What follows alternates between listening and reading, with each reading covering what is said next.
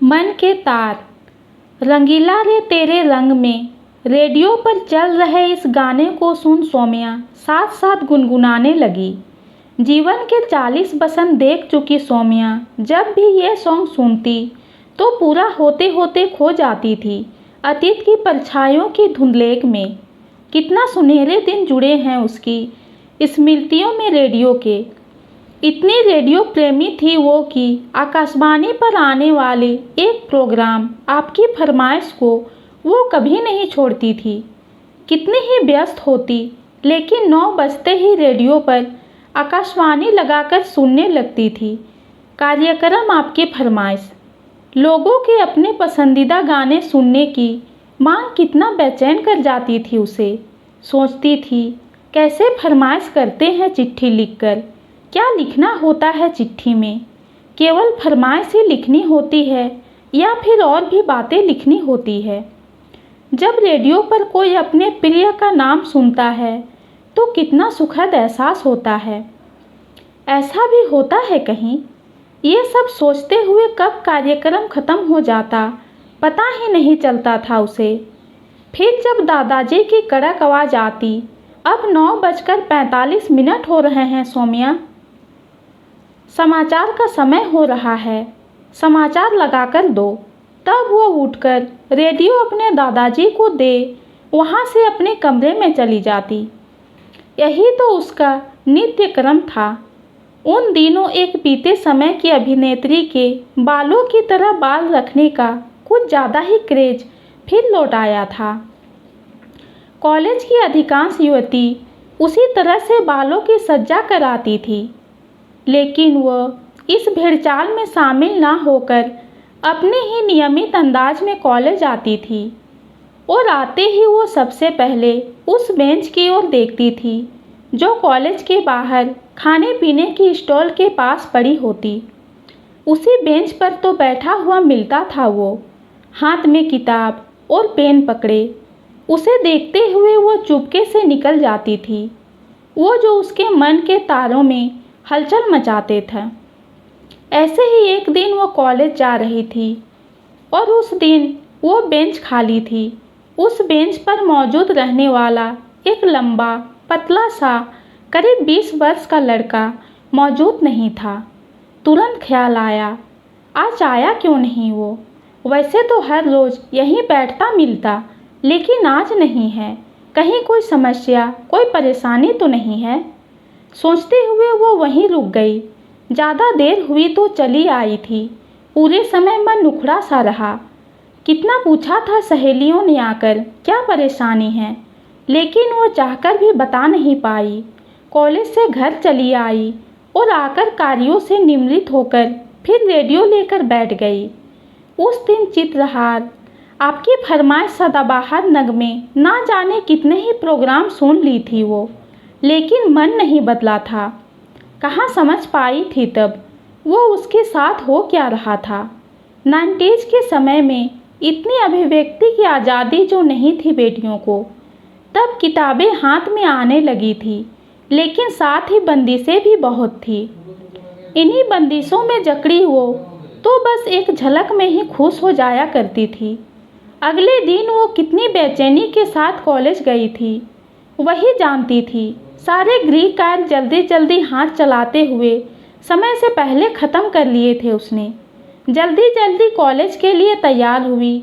Salwar suit के साथ दुपट्टा, सादा चप्पल, माथे पर छोटी सी लाल बिंदी, हाथ में कॉलेज का बैग पकड़े वो निकल पड़ी थी घर से अधीर मन से।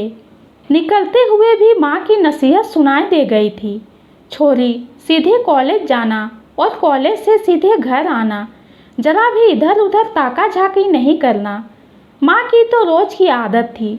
सुनते हुए वो निकल गई और जल्दी जल्दी चलते हुए कॉलेज पहुँची।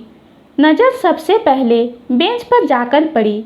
आज वो वहीं था, चेहरे पर मुस्कुराहट रखे वो वहाँ हर आने जाने वाले को हाथ में पकड़ी मिठाई के डिब्बे से मिठाई निकालकर बांटता जा रहा था। कितना खुश था वो उस दिन। उसे भारतीय सीमा सेना में चुन लिया गया था, जिस कारण वो मिठाई बांटकर अपनी खुशी व्यक्त कर रहा था। कितना सुखद एहसास हुआ था उसे जब उसने पहली बार उसका नाम पुकारा था, बोला था, सौम्या सुनो, ये मिठाई ले जाओ। लेकिन वो संकोचवश कदम नहीं बढ़ा पाई। बस दूर से ही चुपके से हाथ जोड़ लिए थे उसने। जिसे देख उसने अपनी गर्दन हिलाकर कहा था, कोई बात नहीं सौम्या। वो कॉलेज के अंदर चली गई थी, लेकिन मन वहीं बाहर था। पता लग गया था अब जल्द ही वो वहाँ कहीं नहीं दिखेगा।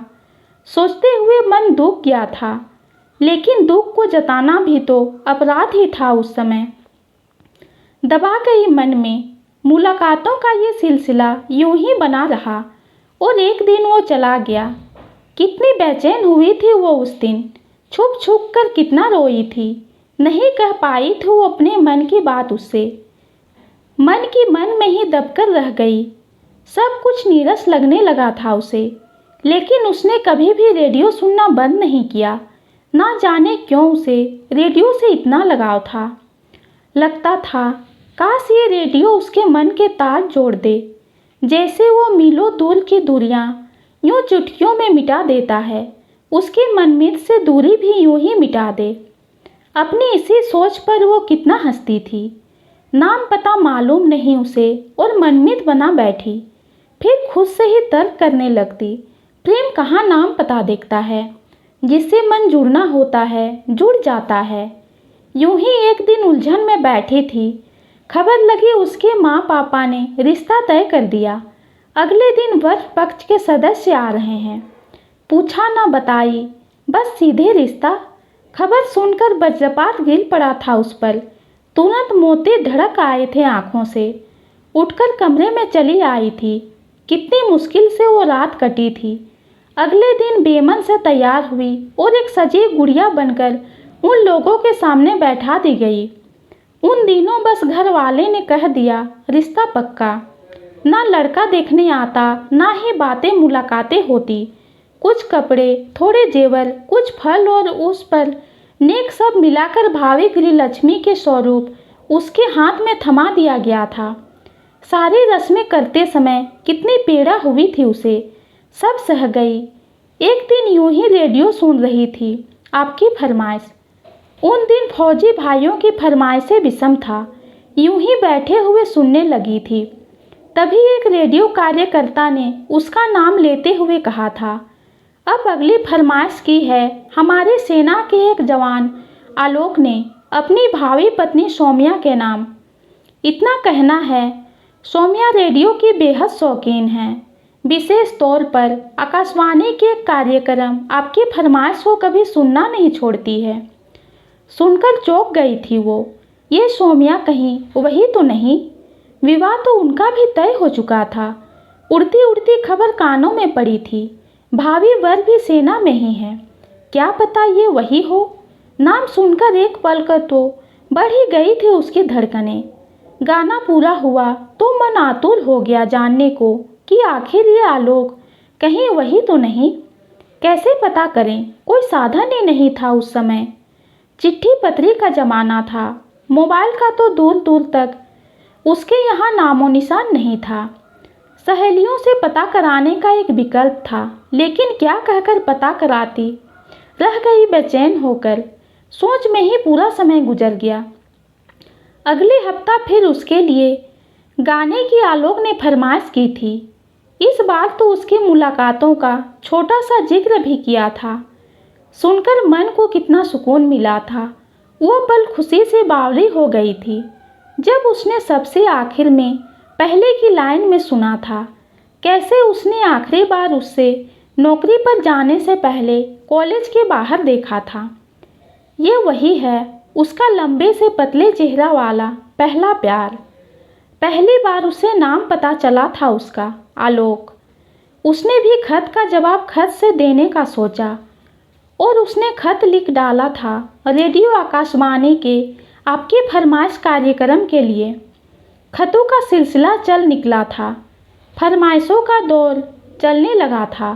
अपने प्रेम का इजहार भी दोनों ने आकाशवाणी के कार्यक्रम के जरिए ही तो किया था। याद है उसे कैसे विवाह के कुछ दिन पहले जब वो रेडियो सुन रही थी, तब एक कार्यक्रम में उसके नाम प्रेम संदेश आया था। बोराई फिरी थी वो उस दिन, खुद को कितना सौभाग्यशाली समझ इतराती फिरती थी सहेलियों के बीच, और वो इतराना आज तक बस्तूर जारी है। आलोक आज भी तो सीमा पर तैनात है। आज भी मन के तारों को जोड़ने में रेडियो उसी तरह अहम भूमिका निभा रहा है, कभी फरमाइश के जरिए तो कभी एक खत फौजी भाइयों के नाम कार्यक्रम के जरिए। हालांकि आजकल फ़ोन हाथों में आ गया है, लेकिन फिर भी जिसने उन्हें जोड़ने में भूमिका निभाई उसे वो क्यों भुला दे। चलता रहेगा फरमाइशों का ये सिलसिला कभी ख़त्म ना होने के लिए। ये कहानी आपको कैसी लगी कमेंट में ज़रूर बताइए। कहानी पसंद आती है तो चैनल को लाइक और सब्सक्राइब कीजिए। कहानी सुनने के लिए आपका बहुत बहुत धन्यवाद।